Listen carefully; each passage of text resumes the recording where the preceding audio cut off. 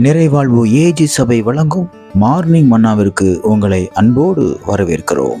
கர்த்தருடைய பரிசுத்த நாமம் மகிமைப்படுவதாக. இந்த நாளில் உங்களை சந்திப்பதிலே மிகுந்த சந்தோஷம். எனக்கு அன்பான தேவனுடைய பிள்ளைகளே, பல தடைகளை தாண்டி எப்படியாவது முயற்சி செய்து முன்னேறலாம் நீங்க நினைக்கிறீங்க. ஆனா முன்னேற முடியல. ரொம்ப கஷ்டமா இருக்குதா? ரொம்ப வேதனைப்பட்டுக்கிட்டு இருக்கீங்களா? நீங்க உங்க சொந்த முயற்சியும் உங்க சொந்த ஞானமும் அவையெல்லாம் உங்களை கைவிட்டு விட்டதோ? உங்க பணம், உங்க செல்வாக்கு, உங்க ஆள்பலம் எல்லாம் கைவிட்டது.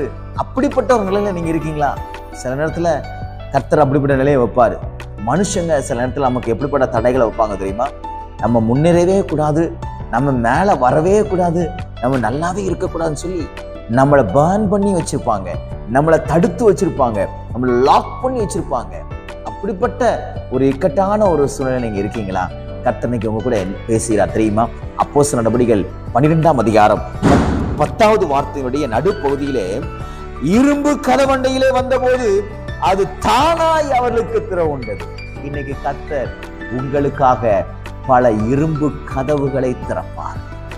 இரும்பு கதவுகளை திறப்பார். சகோதரனே, சகோதரியே, அது எப்பேற்பட்ட இரும்பு கதவாக இருந்தாலும் சரி, அது எப்பேற்பட்ட மனுஷீக வல்லமைகளாக இருந்தாலும் சரி, அது எப்பேற்பட்ட அதிகாரியுடைய வல்லமையா இருந்தாலும் சரி, பணத்துடைய வல்லமையா இருந்தாலும் சரி, மந்திரத்தினுடைய வல்லமைகளாக இருந்தாலும் சரி, அவைகள் எல்லாம் உங்களுக்கு முன்பாக சுக்கு நூறாக மாறி தானாய் திறக்கும். தானாய் வழி திறக்குங்க. தானா வரும். எல்லாம் உங்களை தேடி தானா வரும். எது வராது, எது வரக்கூடாதுன்னு மனிதன் தடை பண்ணி வைத்திருந்தானோ அதெல்லாம் தானாய் வரும். நீங்க ரொம்ப நாள் ஏங்கி கொண்டிருந்தது, நீங்க ரொம்ப நாள் தவித்து கொண்டிருந்தது, அது தானாய் உங்களை தேடி வரும். எப்படி பேதுருவும் தேவதூதனும் அந்த இரும்பு கதவண்டையில வந்த பொழுது அவங்க கையும் வைக்கல, அவங்க காலையும் வைக்கல, அவங்க எதுவுமே செய்யல, அது தானாய் திறவுண்டது. அதே போல நீங்க போகும்பொழுது உங்களுக்கு முன்பாக இருக்கக்கூடிய தடைகள், உங்களுக்கு பின்பாக இருக்கக்கூடிய தடைகள், வலதுபுறம் இடதுபுறம் இருக்கிற எல்லா தடைகளும் தானாய் கீழே விழுவதை நீங்கள் பார்ப்பீர்கள்.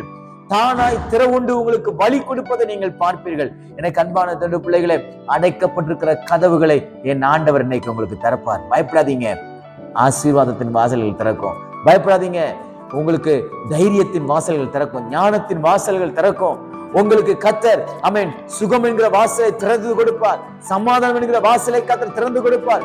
விடுதலை என்கிற வாசல் தானாய் திறக்கும். எந்த மனிதனும் அதை அடக்கி வைக்க முடியாது, எந்த அதிகாரியும் அடக்கி வைக்க முடியாது.